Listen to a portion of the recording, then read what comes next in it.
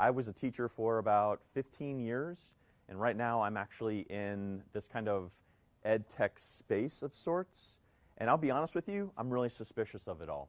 So today's whole workshop is actually anything but technology.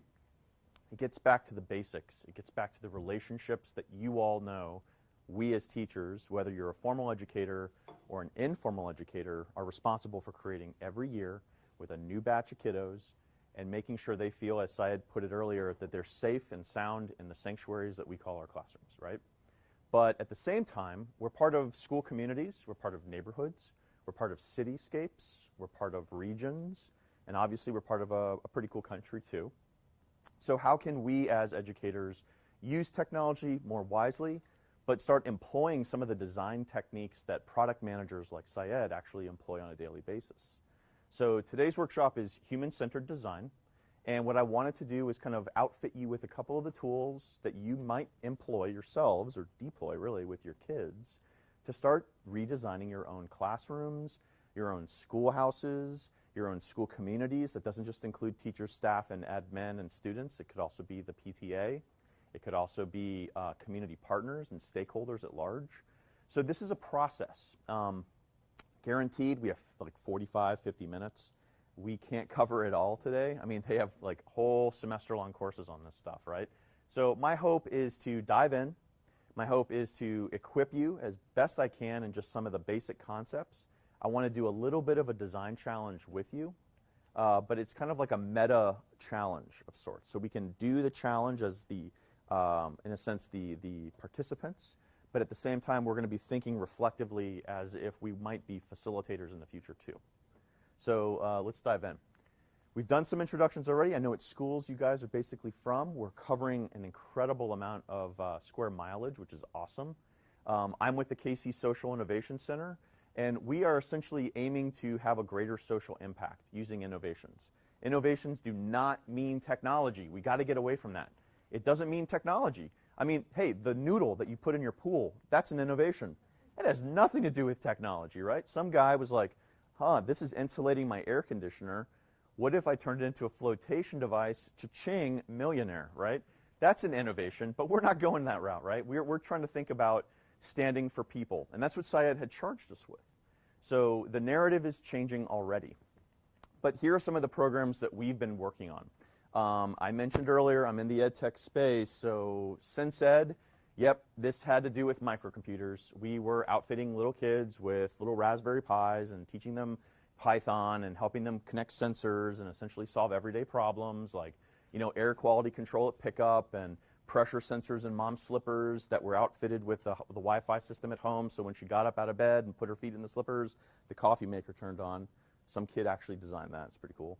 But we also dabble in LRNG-KC. It's just a tool, and that's what I keep pushing out there. It's just a tool. It's not a silver bullet, but it's a way to essentially leverage the digital credential philosophy that's now bubbling up all over the place and creating meaningful digital badges, not like these cakewalks for kids or adults, but actually something with learning outcomes and true evidence, true productivity. I mean, let's think about it, right? As teachers in the room, we are guilty of consuming a lot of technology over the last decade. How about we start producing something else? And that's what LRNG is about, trying to outfit this Generation Z with, the tools of production, purpose, peer connection, and passion. Hire KC, Mayor James came to us and said, hey, we need you to take our municipal internship program to the next level. We said, sure, no problem. We redesigned internships with the kid in mind, human-centered design, student-centered design. I'll talk about that a little bit more today at lunch. But our game plan here is to dive into the thinking and the processes of human-centered design. I'm going to try and get through that as quickly as possible.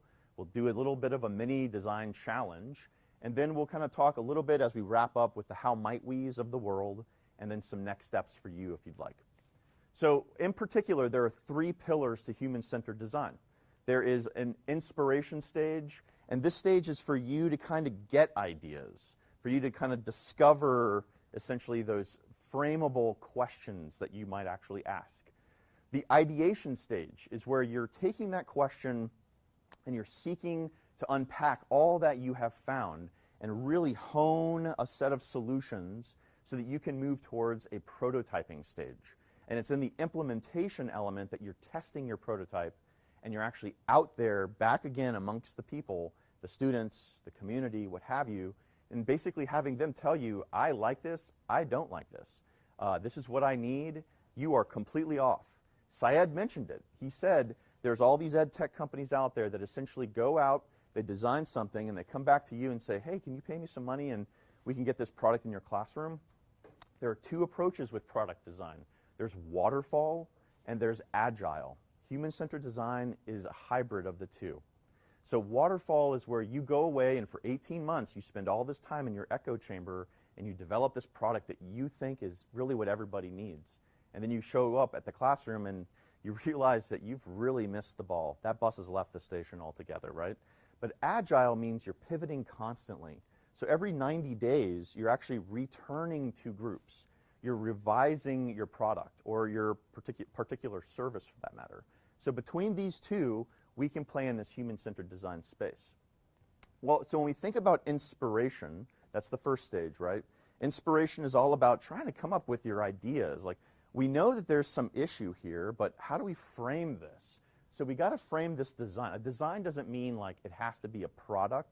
It could be a program that you actually establish. Like I mentioned earlier, Hire KC Youth. It could be a project that really is not necessarily something that's going to be repeating per se every year, but maybe it's just on a quarterly basis. You know, you just do it one time, and it is a one and done thing, but it had a massive impact to get you to the next project that you decide to do. Or it is a product for that matter that solves some need. Well, when we commit ourselves to framing this design, we commit ourselves to a research process. This is not like going back to the old card catalog piece, although there is something to be said about that, and going through all the books on the stacks.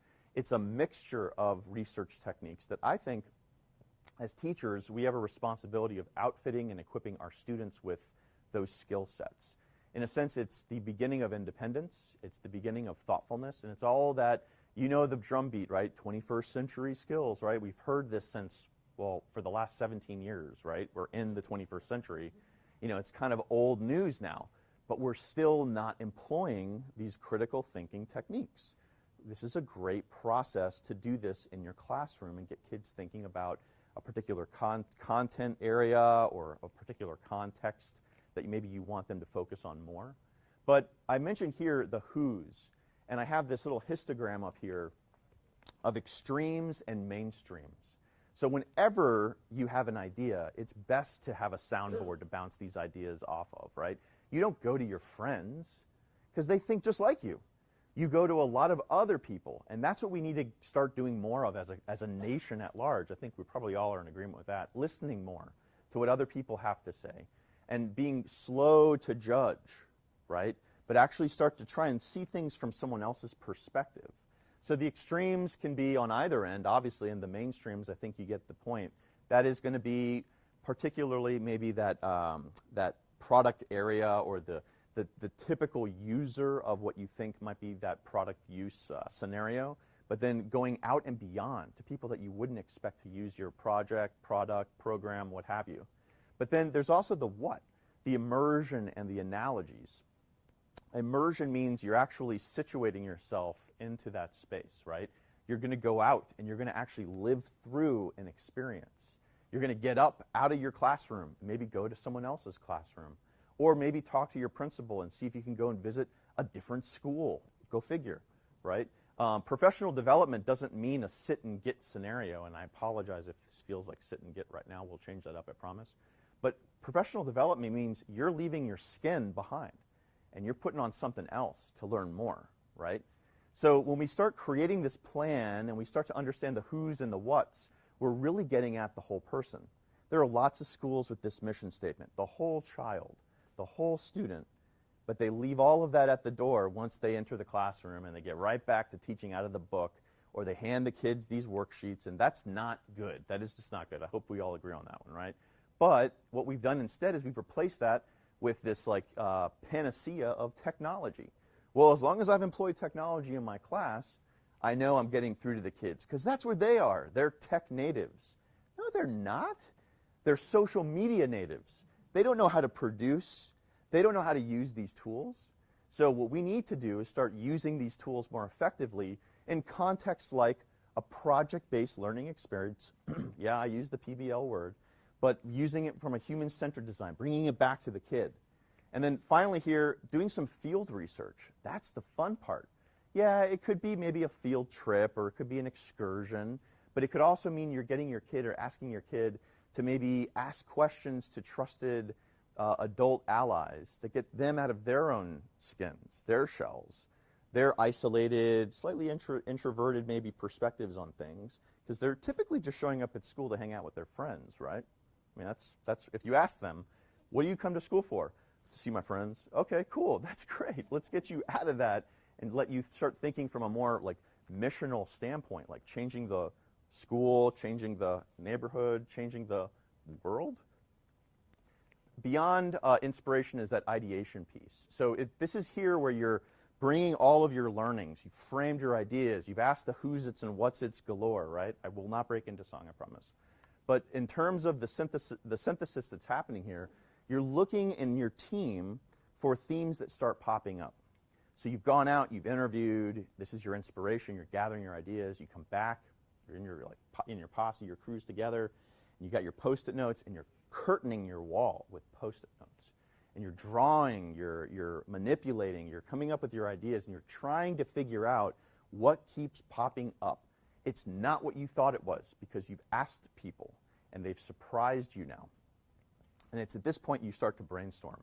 And it's in that brainstorm, I know we've all said this, especially in those creative writing classes, like, there's no bad idea. Just get the idea down on the paper, right? Yeah, you can't be wrong. You know, just go for it. Just dive in. And kids don't know how to do it. They don't know how to do it because they haven't been trained to do that. We've done that to them since they were 5 and in kindergarten. You know, this is what you're supposed to do. You color in these lines. You sit in that chair. And make sure you raise your hand if you have a question. I'm not saying that we want anarchy, don't get me wrong, but we do need to help kids understand that there is such a thing as neurodiversity. We all think differently. Let's celebrate it. So defer your judgment, encourage wild ideas. Sometimes the wild ideas are the best ideas. And then build on them by asking others for their feedback. That means you're willing to be wrong. That means you're willing to put the ego in a little mason jar and put it on the top shelf and say, I'll see you later. I'm going to go get a bombardment of feedback. It may not feel good, but have we really taught kids how to give feedback? Have we really taught each other how to give proper criticism, constructive criticism? Or do we always feel that we have to be contrarian? That's a problem. And then you start digging more deeply and you go one conversation at a time and you start drawing or you start manipulating, and this is the ideation stage itself. All of this leads to some kind of storyboard. It could be a customer journey. You know, it could be a card sort where you're actually trying to kind of see what would be the priority of various pictures in a user's mindset. You know, but think about it from the angle of lesson planning for a moment, right? If you're not inspecting what you're expecting, you've already failed the kids.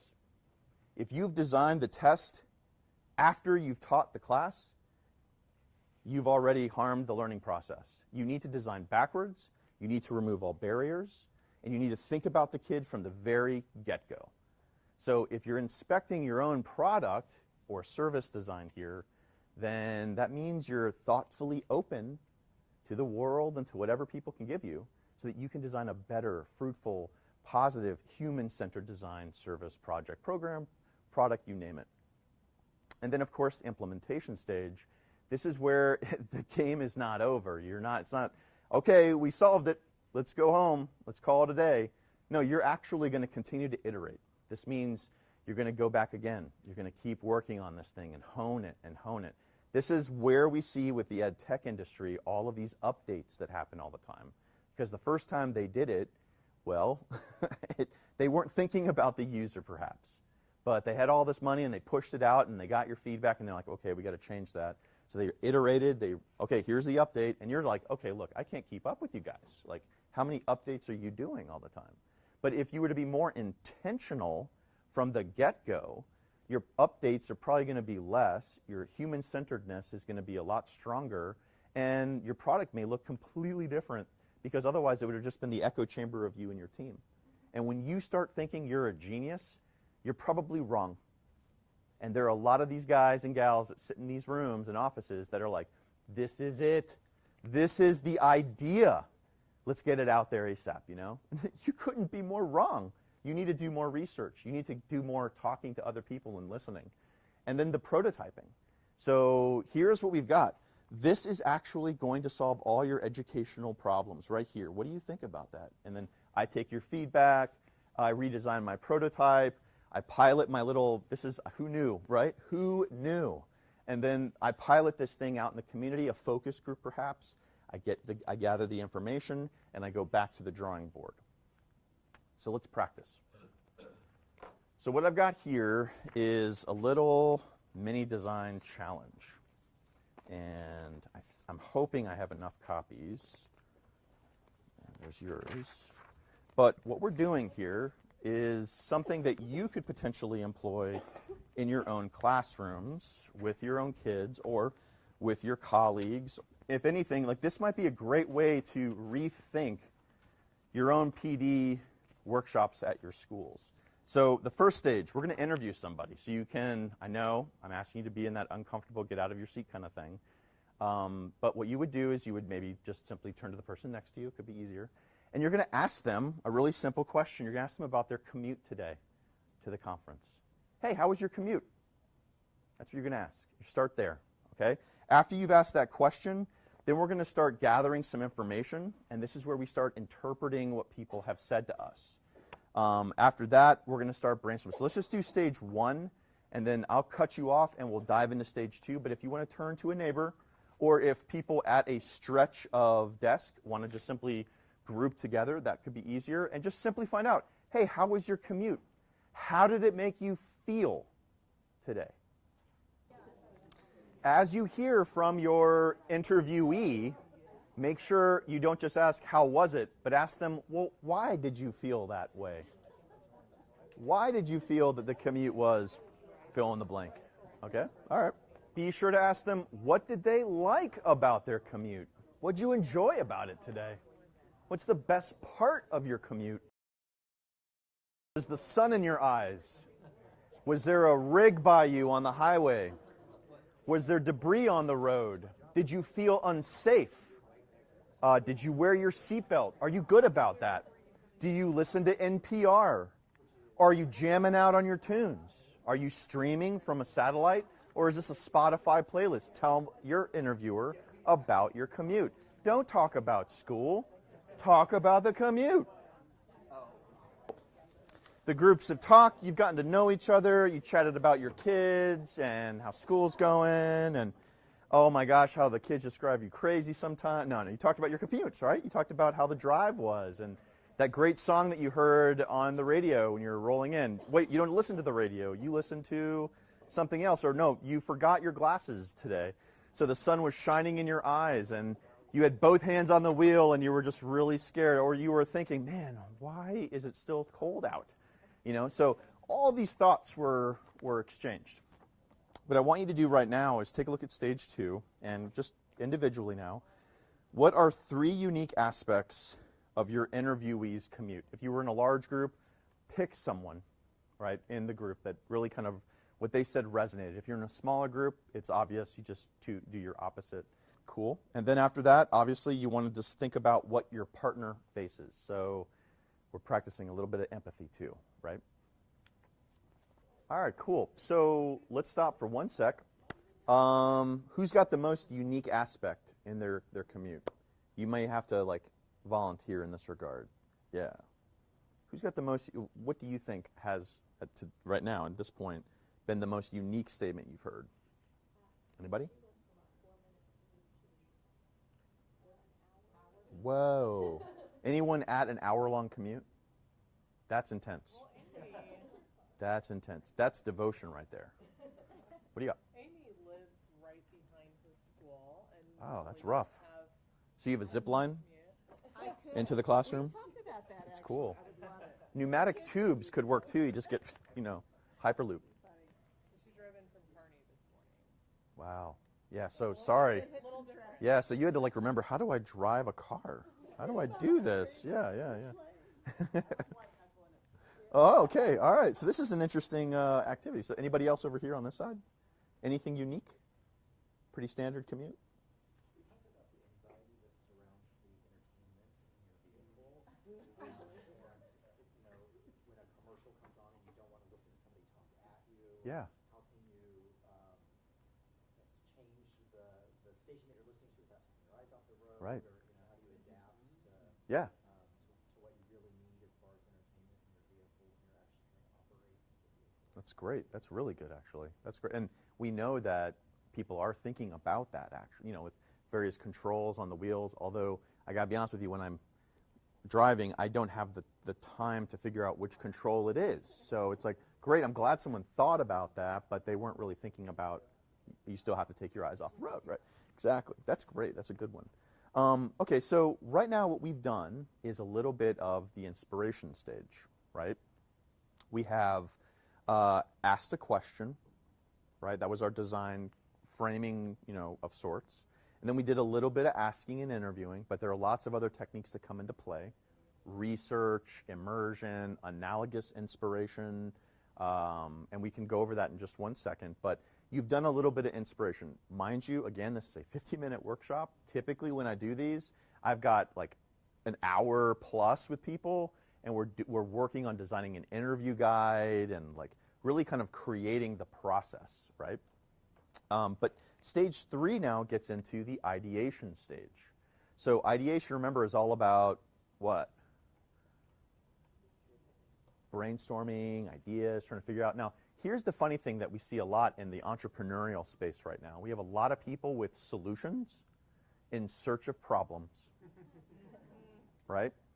We've got a lot of people that have got the design, and here it is, this will, and they tell you all about it and stuff. No, instead, we're flipping the script. We're getting back to the people that are impacted. We're being intentional about the process. And once we've gathered enough info, and really there's not a right amount of info, but there is an issue of substance that you want to aim for, right? Every framed question varies, so you may find information faster in some regards than others. But when you get into the ideation stage, this is where you can design the new solution. So take a closer look at this. And you all have some paper at your desks. Feel free to use this. Feel free to talk it over. Feel free to draw stuff in the margins of the page I just gave you. But you're simply coming up with a solution. What does this look like? Is it another piece of technology? Or no? Is it a happy driver and you actually are going to draw me a picture of the person's face through the windshield? But draw now. Try and you can use stick figures. It's fine. I know you guys are experts and pros with art and stuff. So feel free to go 3D if you want. But draw out what this solution might be, and this can be kind of radical too. We're not reinventing the car per se, so stay away from that. There's no real reason to invent a smartphone. Those exist. So try and figure out what might this tool, what might this service, what might this program actually look like when you're engaged in it. What would that look like? And get a little nuts with your drawings too. So just for a moment of metacognitive here, it's funny how we get, as adults, we kind of push away from this, and every PD that I've ever been in, and maybe you've noticed this too, but we kind of resort back to how we were when we were students ourselves, or if we are currently pursuing courses ourselves right now. So try and break out of that bubble that we've been taught to live in and start kind of diving into this design process. In order for it to be human-centered design, a human has to be involved in it. So sketch, doesn't matter if it's bad. Do geometric shapes, it's okay. Maybe it's circles or maybe it's a stick figure. That's fine. Maybe it's symbolic, pictographic. Invent your own language. That's what it's all about. Get those creative juices going. But what we're going to do is just kind of take a look at what we came up with, present it rapidly, and then we'll move forward. I don't want to get necessarily into the back of this handout because this could be something that you can dream into. But at the same time, too, if you see this handout as being something that you'd like to utilize with your own kids or kind of mock it up, please, this is for you to use. I want to, give you the tools. because again, the design process can be lengthy, but this could be a great thing that you did in that genius hour, with a group of kids or a student government, or it could be used with the PTA to dream up the next fundraiser. It could be used with admin as they think with department chairs about professional development. It could be used with yourself and maybe your team members as you start thinking about that cross-disciplinary kind of lesson or unit ahead. Obviously, these are techniques that when employed get you kind of drawing some cool stuff like this. So this group, if you don't mind, can you just tell me what your idea is and can you hold it up and show everybody really quick? No pressure. Okay, so we had a few of them. One was we had two people in our group who were driving cars that weren't their own. One of those people did not have their sunglasses in the car. So our first idea is, this is the car here, with tinted windows, but to make the eyeglasses that self-darken when you go outside, to make car windshields out of it. So you didn't need your sunglasses in the car, they just darkened on their own. We had another one of people not driving their own cars, wanted self-adjusting mirrors so that they would recognize how tall you were, where your eyes were, and would readjust the mirrors for you automatically instead of having to spend the first 10 minutes of your commute trying to figure out what you That's a cool idea. see. Yeah. And then our third one, we had a member in the group, which was me, whose favorite part of the trip this morning was that I passed a Quick Trip, which is not my normal commute, and got my Quick Trip coffee, which I always enjoy in the morning. But to make a coffee-infused air freshener for the car, so just that it smelled like fresh brewed coffee when you got in it in the morning versus Oh, having to actually stop yes. and get your coffee itself. Sometimes it's Yeah. the smell that helps you wake up. So those were our three ideas that we came up with out of our group. Solid. Anybody else want to go? Let's do one more and then we'll dive back in. Yeah, the group in the back. They do. Yeah. So is that like your solution? Breakfast tacos? Cool. That's awesome. So it's like waiting for you, steaming inside the car. As soon as you get in, it's not a coffee air freshener. It's pico de gallo that you're... See, I like the tacos now. It's got Yeah, it changes up. That's great. All right. So, I mean, the activity here was just to get you engaged, not necessarily to have us create an actual product per se, but to help you just see that, trying to imagine what a group of kids might do with this, right? This is project-based learning of sorts, but this might be something that you employed after a unit or two or three that had something to do with research or context or devices, depending on the class that you're in. Maybe it's a math or a science class, and there's a certain methodology or technique or practice that you wanted them to pursue.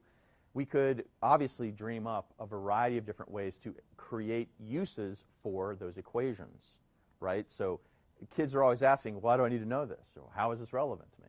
Well, why not have them design the relevance of it, right? And then you're asking them to come up with solutions using the very equations that provide the solutions. With a humanities class, I think this goes without saying, those are typically human-centered by and of their own very nature. If taught that way, you learn empathy right off the bat, you understand other people's perspectives, you think about context. Those are classes that are hungry for human-centered design. But let's move forward. So designing your own challenges, right? I gave you one. This was an easy one, you know. Tell me about your commute. How might you improve your commute? How might we? How might we? How might we? These are the phrases that we use to elicit creative solutions. So how might we reduce the stigma towards and increase employment opportunities for people living with disabilities? How might we improve access to healthcare options in underprivileged neighborhoods and communities? How might we amplify the opportunities for young people to find career-setting internships in the greater Kansas City area? That's something actually that I've answered, or tried to, I should say that right. How might we design a better way to access organic vegetables in our neighborhoods? How might we encourage good financial habits among underserved single mothers, and name the location? That's if you want to take how might we to the next level. We just started with commutes.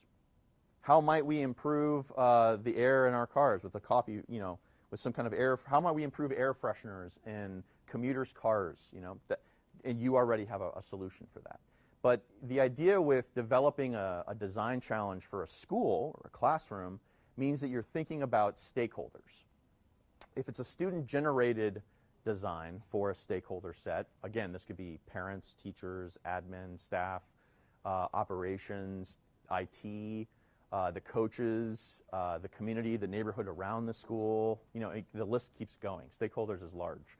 But like, how might we enable our school community to become more innovative? How might we increase access to networks or mentors that can provide viable career-orienting advice? And the list goes on. So when you start thinking about these kinds of questions that pop up, you know, yourself, you could easily deliver the solution, but it's always good to include others. So here's a great thing to get kids thinking in that Genius Hour, to get teachers thinking professionally in a developmental kind of way during those workshop days. Break the norm, get out of the sit and get into the kind of delivery piece. But when we scope this design challenge, there are just some key things that we need to think about. Is the question, and I listed a ton of questions, you know, for you to think about, is the question focused on an ultimate impact, right? How was your commute? That is not the framed question, right? That just gets you going. After you've started thinking about this and you've started designing things, you turn it into the how might we piece. How might we improve the air quality in cars for commuters? How might we improve the appetites of our commuters on their morning journeys, you know, with a breakfast taco, according to your group?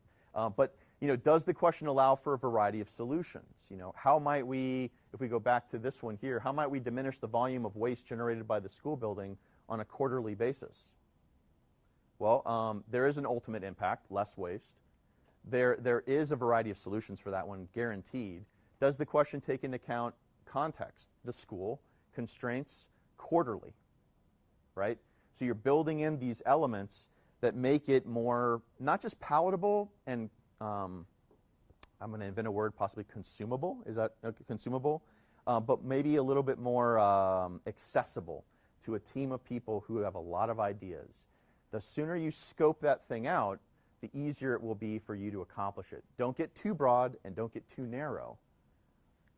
But then ultimately, as you frame this, you know, you want to start thinking, be it the commute or a student government project or a professional development day or the PTA's fundraiser, you know, what is the problem that the PTA is dealing with on an annual basis? You know, how might we frame it based on those design questions earlier? And then state the ultimate impact. Well, we want the PTA to develop more funds so that we can actually purchase ebooks for our 7th grade class, you know. They're going to donate this due to a grant program that they've established, or maybe that's the solution. What are some possible solutions to your problem? Well, let's see, we're trying to help the PTA out, develop a fundraiser that can supply our 7th graders with ebooks, but we need to work on the fundraiser. Galas are dead, and standing outside a grocery store just gets people a little unnerved, and selling chocolate bars just is like dead. That's like from the 1980s. Come up with something else. Come up with like a new fundraiser, right? That would be a project that the whole school could come over on. And then what are some of the contexts and constraints for that? Well, the constraint is the books need to be ordered sometime before or during the summer. Okay, so we have to have this project out so the money is made by, let's say, March or April by next year, right, for the following year. The other constraint might be we've got particular fundraising criteria that we need to meet with the district, right? So start unpacking that a little bit. And what you're really designing for is not just the kid who gets the book, but actually the PTA member who is going to have a great time with this fundraiser because you've thought about all the energy, blood, sweat, tears, and toil that they pour into that work. Now you've got parents behind you, the school's got ebooks, you're in a happier place because your kids actually have the materials that they need. I mean, I'd be happy to work with you on that project. But the next steps means, you know, you're planning your research further. We didn't do research today. And as you plan your research, you're going to build your interview guide. You're going to maybe add a little bit more or other methods into the mix. Maybe there's a way over the course of a couple quarters that you're collecting stories. Or you're doing that kind of like concept provocation where you're really kind of getting someone to tell you honestly, like, what do you think of this prototype?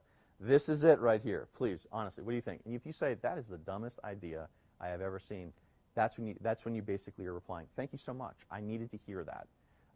Don't take pride in it. Don't wear that ego, you know, sweatshirt, you know, like put that away, fold it up, put it in the drawer.